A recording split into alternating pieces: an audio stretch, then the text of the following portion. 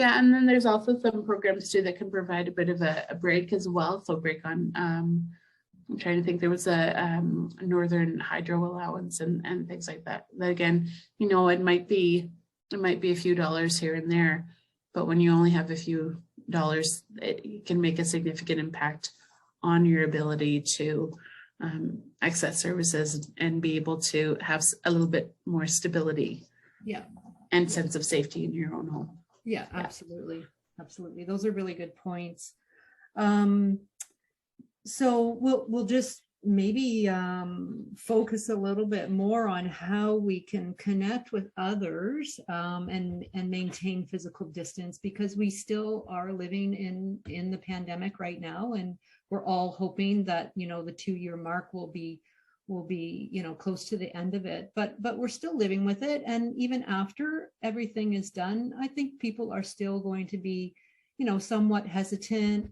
What does it look like to me? Am I still really going to feel really safe once this is all over? Am I going to, you know, be wearing a mask and all that? So is there something that, you know, some information that maybe you can suggest for us that, you know, might help with that transition either now or, you know, later when we are, you know, done with the pandemic? Can you give us a few tips on that? Yeah, so there's, well, let's start out with, I think one of the main tactics that people will say is, you know, why don't you go on FaceTime or Skype and talk with your family? And I think sometimes hearing that can be a little bit jarring, especially for the older adults. You know, this is not something that I'm used to. Why would I do that?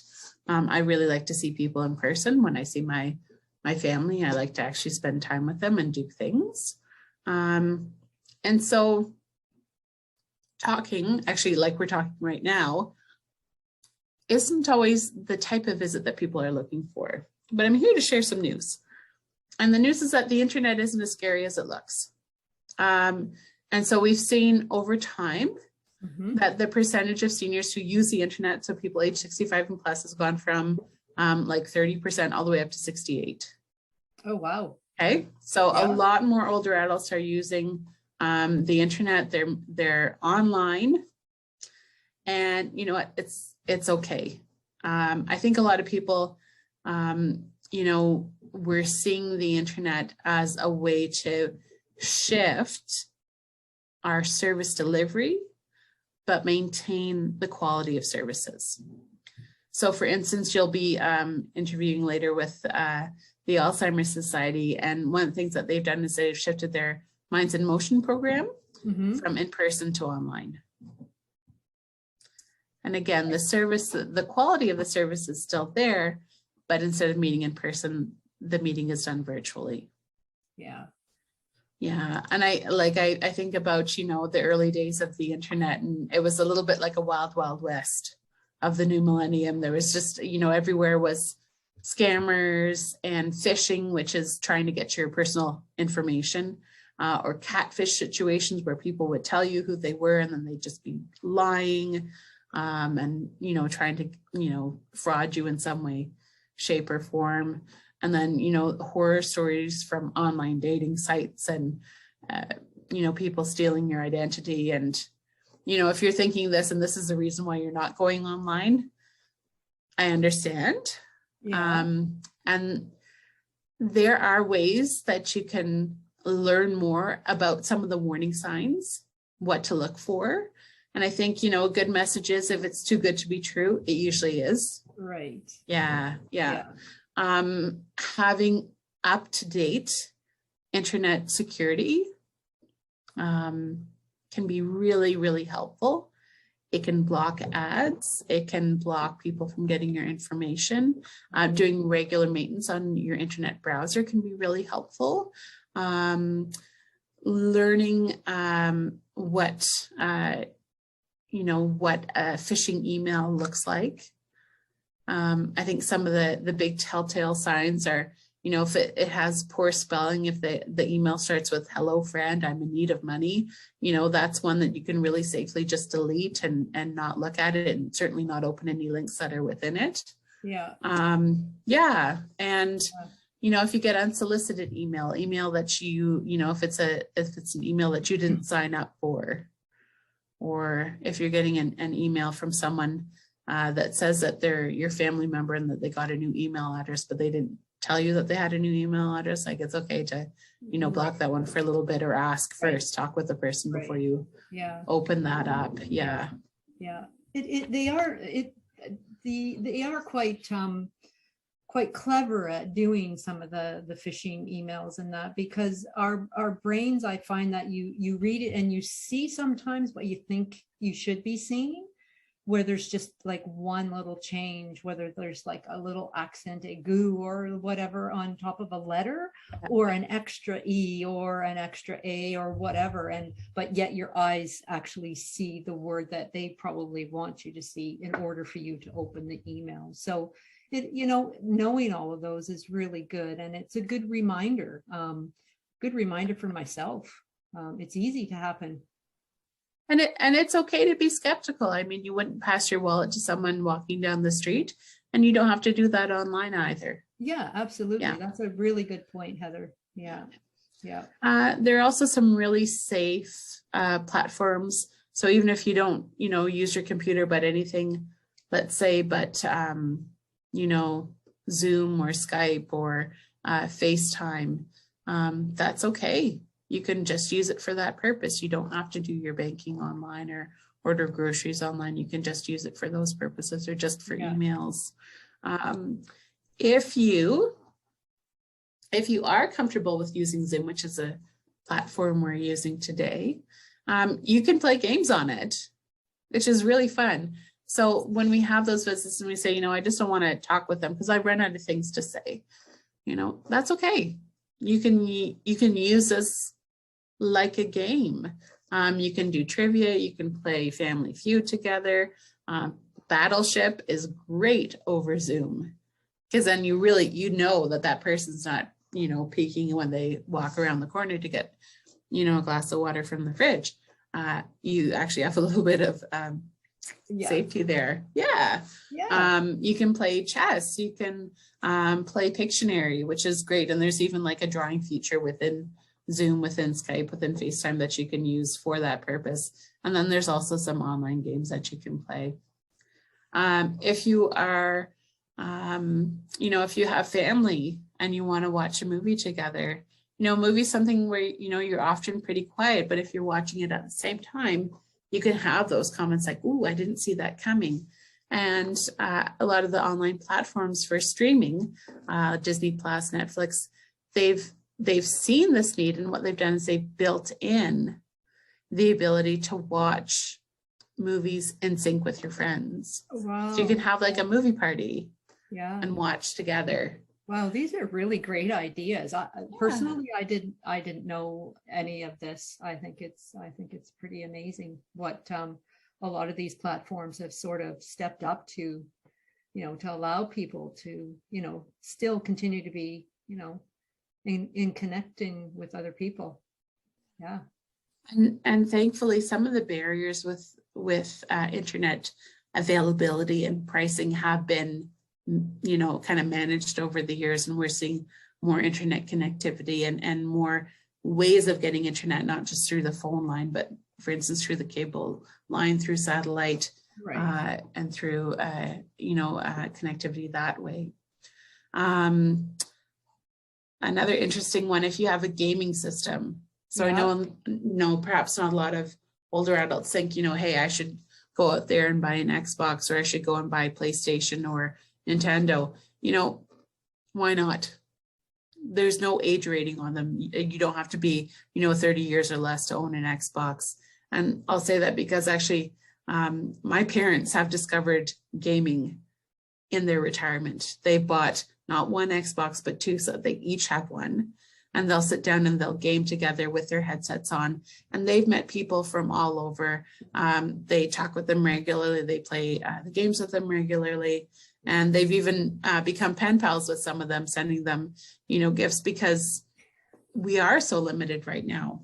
So why not use the technology that we have? And again, gaming platforms can be quite safe and monitored, and there are avenues to report unsportsmanlike conduct and Oh, those sort yeah. of things. Yeah.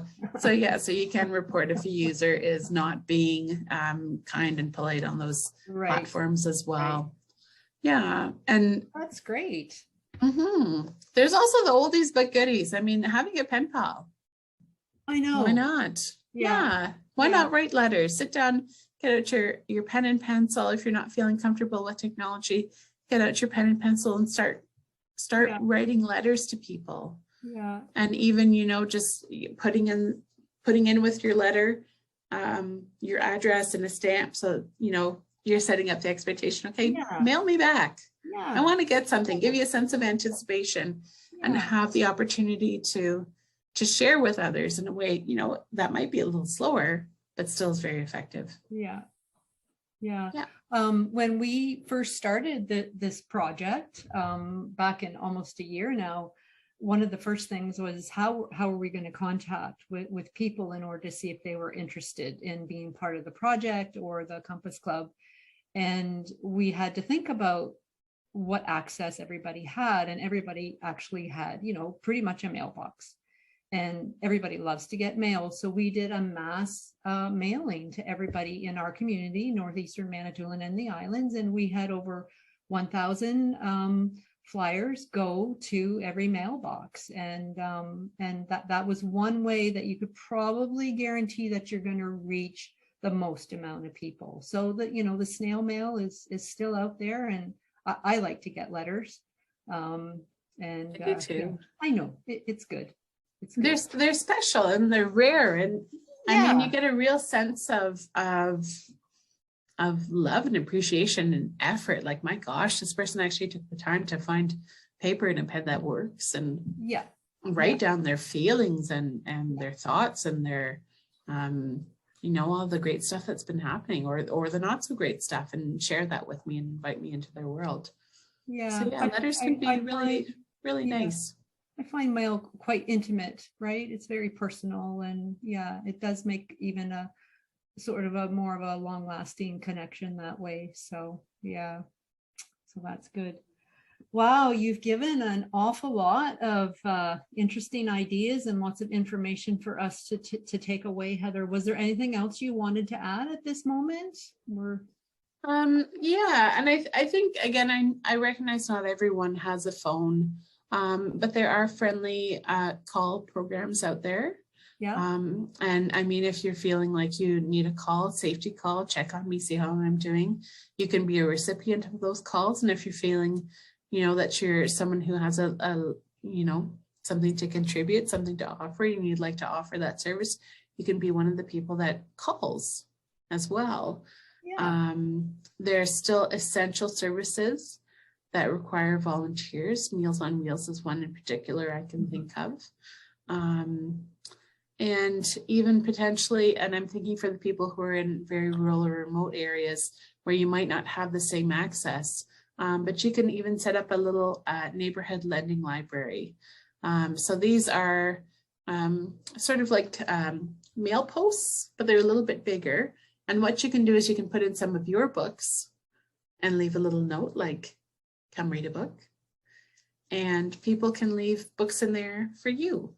And again, have that opportunity to share when you're not as close to your local library or when you are in a bit more of a remote area. I was thinking of this too. You could probably put in puzzles or cards or, leave some trinkets, recipes or whatnot in there for your neighbors as well. And again, just a way of having that connection without having to be face-to-face. Right. Yeah. I do know there's a little library in one of our local communities in Shigwinda. There is one there, and then this summer, actually, the library did some pop-up libraries when down at some of the parks in downtown, where gave information of what was going on at the library. You can sign up, get your book and your library card and all of that. So there are ways out there for sure. Thanks, Heather. And that's fantastic. If I had just sort of a little summary, it would be, excellence is a thing that we do repeatedly. And so remember, with our social wellness, we need to go and do things repeatedly.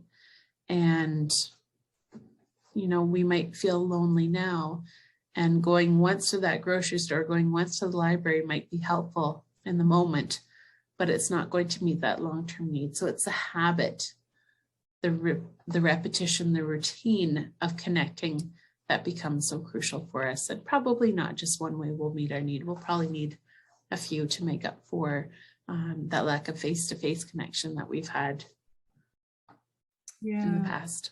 Yeah, those are really good points. Thanks, Heather. Yeah.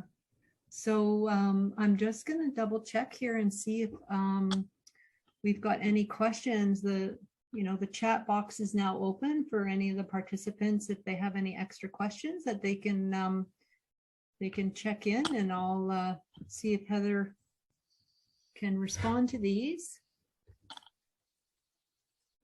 And I'll just see where we're at.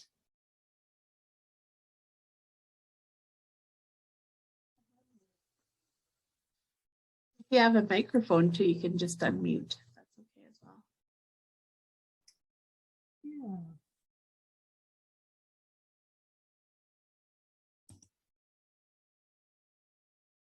No, I guess not. You've done an excellent job then. That's great. Well, thanks for having me. It was a pleasure. Oh, yeah. Thanks again, Heather, for joining us, and everyone else who joined us here. Just for everybody's information, we will be posting more information at the end of this video with contacts that you can use for yourself, or if anyone you know needs some help. And also remember that there will be a list of resources at our library. So once again, Heather, thanks so much for joining us and all the information that you provided with us today. Okay, thanks so much. Thank you. Bye now.